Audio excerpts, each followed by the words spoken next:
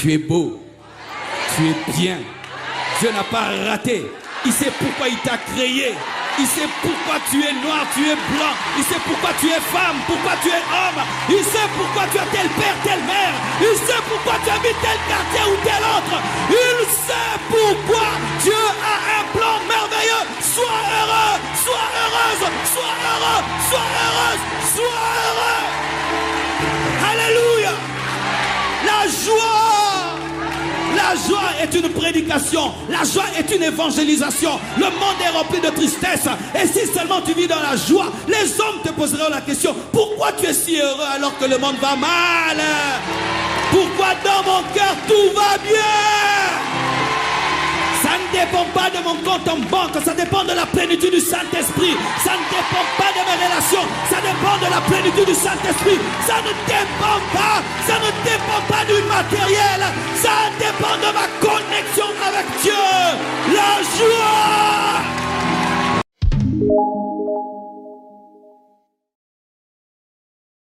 La joie. La joie, c'est la vie quotidienne d'un chrétien. Un chrétien doit être réputé être joyeux, heureux. Souris-moi un peu. Certains, il faut des crics pour qu'ils sourient. Heureux. Quand tu es païen, tu peux être colérique. Quand tu es païen, tu peux être triste. Mais tu es le temple du Saint-Esprit. Jésus-Christ habite en toi. Tu es protégé par des anges. Ton nom est écrit dans le livre de vie. Dieu te connaît personnellement. Si tu meurs maintenant, tu vas au ciel. Et si Jésus revient, tu es enlevé. Tu as une destinée claire qui est écrite dans la Bible. Dieu est ton ami. Dieu est ton père. Jésus-Christ est ton grand frère. Tu es le fils du milliardaire, des milliardaires et des milliardaires, du milliardaire et des milliardaires, du milliardaire. Le roi des rois, le seigneur des seigneurs t'aime et il est mort pour toi. Comment un tel homme peut être triste? Réponds-moi, comment un tel homme peut être triste? J'étais un homme triste et très colérique quand j'étais païen. J'avais des blessures intérieures. Surtout que Dieu m'a créé court. Et vous voyez, mon frère était grand de taille, moi j'étais court. Ne riez pas mes frères, c'était une blessure intérieure. Et chaque fois que j'allais à l'école, j'étais devant. Tu vois, toute ma vie quand j'étais à l'école, les photos, j'étais toujours devant. Quand c'était les rangées, toujours devant. Et on disait toujours à mon frère: comment va ton petit frère? Non, c'est mon grand frère. C'est mon... Et des fois tu trouves une copine. Ah, mais dis, mais ma soeur, je t'aime bien. Mais tu dis: Dieu, qu'est-ce que je t'ai fait? Et je ne m'aimais pas beaucoup. Mais quand Jésus est venu dans ma vie, j'ai découvert que j'étais grand, que j'avais une destinée et que ma taille, ce n'est rien du tout. Et quand j'ai voulu me marier, j'ai épousé une femme grande de taille. Pourquoi? Pour dire: je suis grand. Alléluia. Et mon fils, vous savez, mon fils, il a 11 ans, il m'arrive déjà là. Ah. Et il aime bien venir au côté: papa, papa, papa, papa.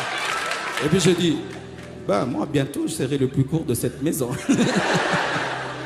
Et ça te fait rien? Oh, mais ce géant là c'est mon fils, cette grande femme là c'est ma fille. Donc je suis plus géant que vous tous parce que je vous ai tous engendrés sous contrôle. Et je vous assure, j'ai oublié même que je suis petit de taille.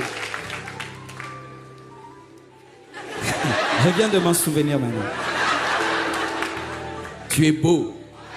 Tu es bien. Dieu n'a pas raté. Il sait pourquoi il t'a créé.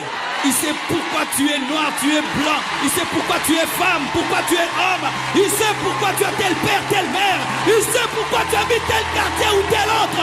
Il sait pourquoi Dieu a un plan merveilleux. Sois heureux, sois heureuse, sois heureux, sois heureuse, sois heureux. Alléluia. La joie. La joie est une prédication. La joie est une évangélisation. Le monde est rempli de tristesse. Et si seulement tu vis dans la joie, les hommes te poseront la question: pourquoi tu es si heureux alors que le monde va mal? Pourquoi dans mon cœur tout va bien? Ça ne dépend pas de mon compte en banque, ça dépend de la plénitude du Saint-Esprit. Ça ne dépend pas de mes relations, ça dépend de la plénitude du Saint-Esprit. Ça ne dépend pas du matériel, ça dépend de de ma connexion avec Dieu. La joie, la joie, la joie, la joie, la joie, la joie, la joie, la joie, la joie, la joie, la joie. Même si tu pleures, pleure avec joie. Même si tu as des larmes, que ce soit des larmes de joie, la joie. Même si papa est mort, j'ai la joie parce que Jésus-Christ est dans ma vie. Même si maman est morte, j'ai la joie parce que Jésus est dans ma vie. Même si mon mari est parti, ma femme est partie, j'ai la joie parce que Jésus vit dans ma vie.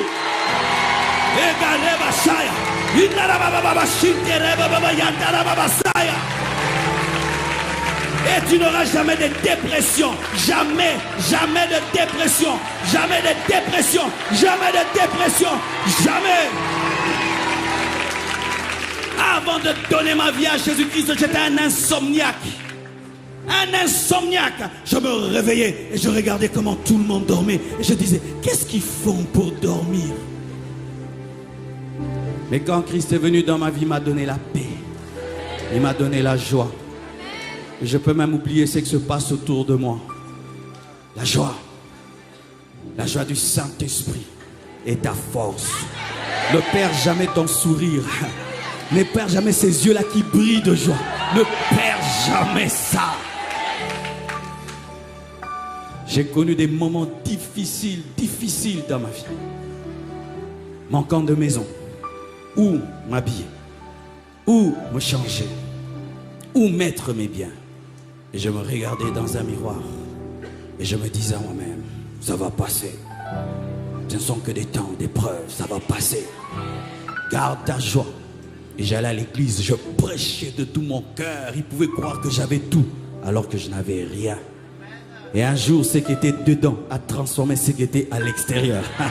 Car il y a un temps où tu t'appelles Abraham et tu n'as pas d'enfant jusqu'à ce que ton nom puisse influencer ton atmosphère.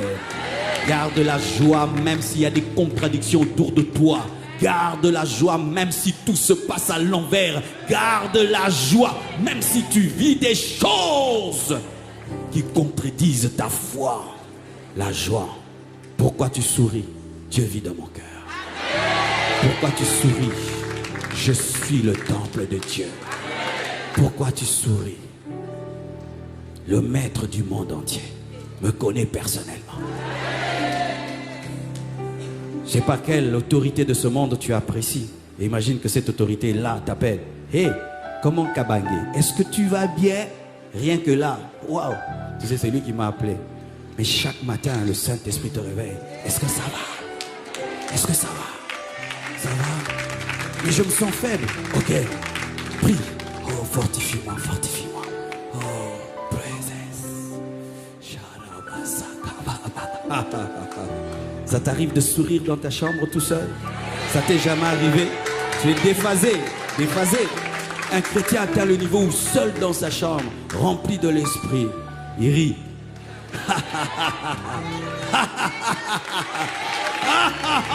Oui, mon frère, la joie. Imagine, tu habites une avenue, tu es païen, et tu vois des chrétiens qui vont à l'église tristes.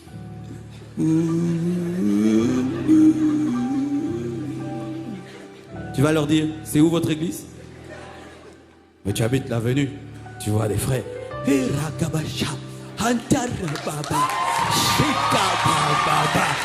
me dis, alléluia, loué soit l'Éternel et je suis délivré de tous mes ennemis. La joie du Seigneur est ma force. Il va te dire, frère, pourquoi es-tu si heureux?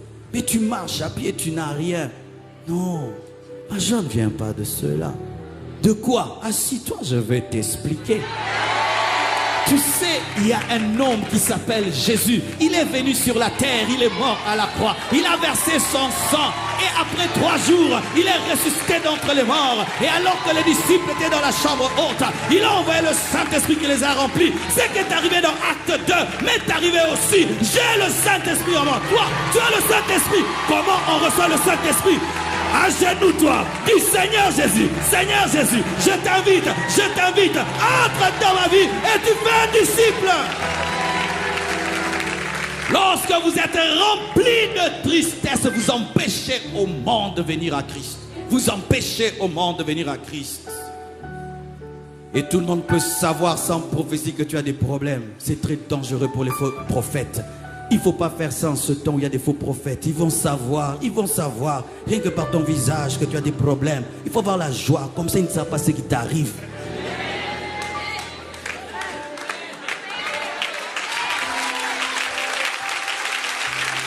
La joie.